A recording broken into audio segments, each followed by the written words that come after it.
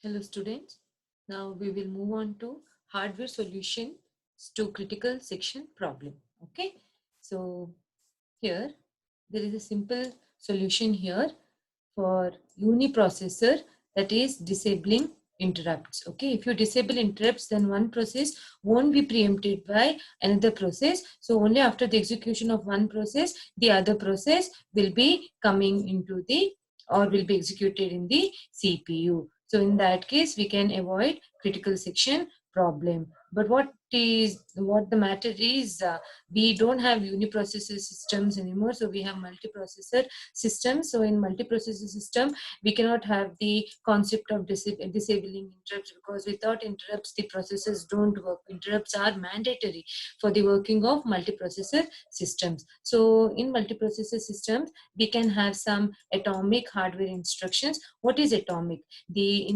atomic means atomic instructions means the instructions should be running at its entirety. That is, the complete instruction will be executed without any preemption. Okay, so those are atomic instructions. So we have two types of atomic instructions here. One is test memory word and set value, which in short can be called as test set instruction, and the other one is a swap instruction. Okay,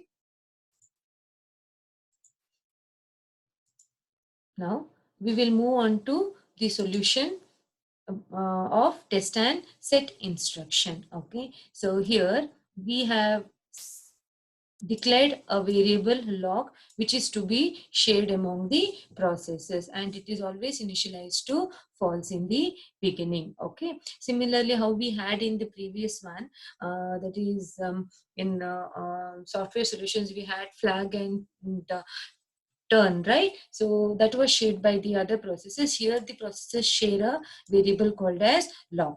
Yeah, now so this is the code. So this is a infinite condition here. So let us see how this code works. So we have a function called as test set, which is defined over here, which takes an argument which is of type boolean and also returns a boolean value. Okay, so these three statements are to be executed within test and set. So we will first start with process P0. Let's assume that process P0 wants to enter the critical section. So let us execute the first statement. While test and set ampersand log, you know that ampersand is nothing but the address. So let's consider there is a address of 1000. Okay, so 1000, and log is the variable, and initially the variable is false. Okay, so test and set false, that is the address is passed initially, so 1000. So come here, the definition is over here. So what is passed? Address 1000, right? And what is the value in that address? The star means it is a value, right? So what is the value in the location log, which is at address 1000? We have false. So test and set has an argument false. So this one, so it is stored in a boolean variable which is RV, which is now initialized to false, and then the target is set to true. That means what we will be returning here, we will be returning false, right? So we will be returning false, but this value will be now set to true. Yeah, so we will be returning false here. So while of this, which has become false now, so while of false, so you know that if a while condition fails and there is a semicolon here, then only this next line will be executed. So while of false, which means P0 will now get into its critical section. And what is the value of log? It is true. Now let us assume that P1 has come. Okay, so process P1 has come and it sees that the log is set to true. So when it tries to execute this statement, okay, so it has a value true here. So test set has a value true here, and the return value will be also getting the value true. So whatever you have in target, the same will be returned in RV. Okay, so we have true in target, so the same will be returned in RV. So RV has now true. So when this true is returned back here for P1, so while of true, which means if this condition is true, then this will be forever in this particular the while condition until this becomes false. So P1 is not let to enter its critical section. That means unless P0 completes its work in critical section and sets the lock to false, P1 is not supposed to enter the critical section. That means what? If lock is set to false, then one of the process is allowed to enter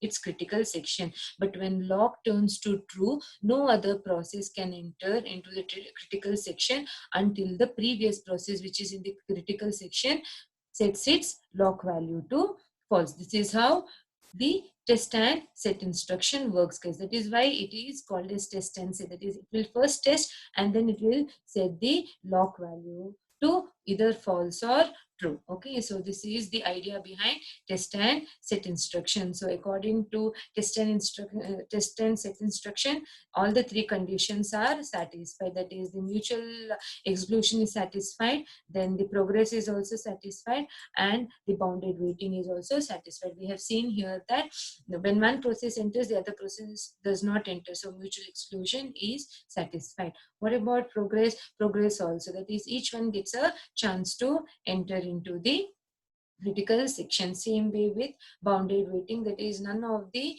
processes here wait for a definite amount of time. That is, each one gets a chance to be in the critical section. So this is test and set.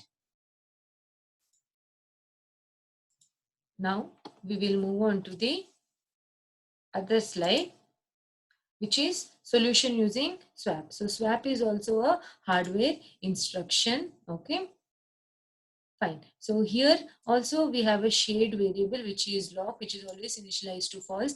And one more additional thing is, each process here has a local Boolean variable, which is key. That is, this key is in particular with the two processes, but the variable lock is shared between the processes, which is always initialized to false. Okay, so now coming to this solution of swap. Fine, this is also an indefinite while condition over here. Now let us assume this code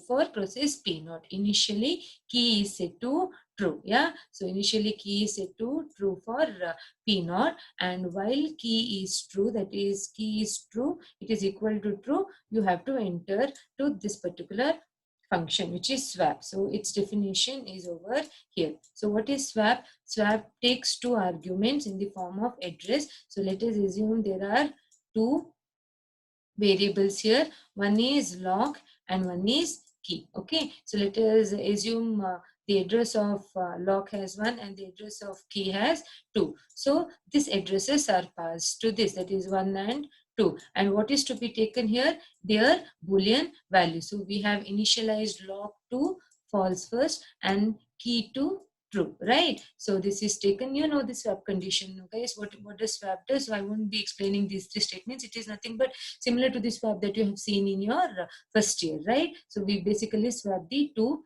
elements here. So when we try to swap, this false goes to this and this becomes true. That is, this becomes true now and this key becomes false now. Okay, so what happens when you return this? You have swapped it. That is, lock becomes true and then key becomes false. Again you go back, yeah, to this while condition. What do you see now? Key is equal to true. Is it equal to true? No, because we have now set key value to false. So when key value is set to false, this while condition becomes false and the control goes to critical section. That is when P0 enters the critical section. Now imagine P0 is in the critical section and P1 has come. Okay, so P1 has come to check if it can come into the critical section. So what does P1 do initially? P1's value is set to true. As I said, key is with respect to the processor. So I cannot take the value of this key to be for this P1. No, because P1 has its own key and P0 also has its own key. So P1's key is always true. Right now it is true. Now what do you do now? While key is equal to true, so true is equal to true, I can check for swap condition. So when I check for swap condition here, now k is true and lock is also true, right? Because this is shared, so we have to consider only one value for lock. So lock is also true, key is also true. So when you try to interchange these two, it still remains true, right? So if you go back here, key still remains true. That means what?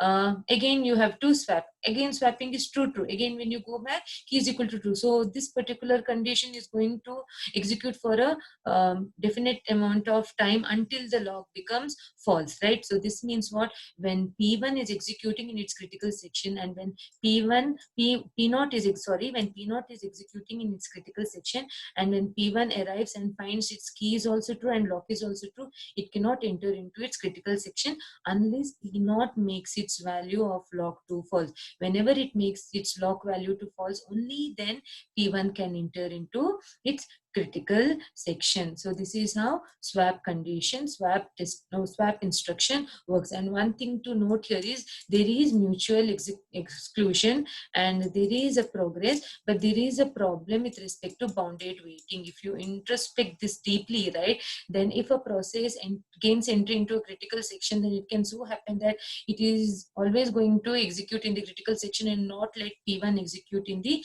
critical section. So bounded waiting is not satisfied in swap, so it requires some other solution. Okay, so this is how test set instruction works and swap instruction works.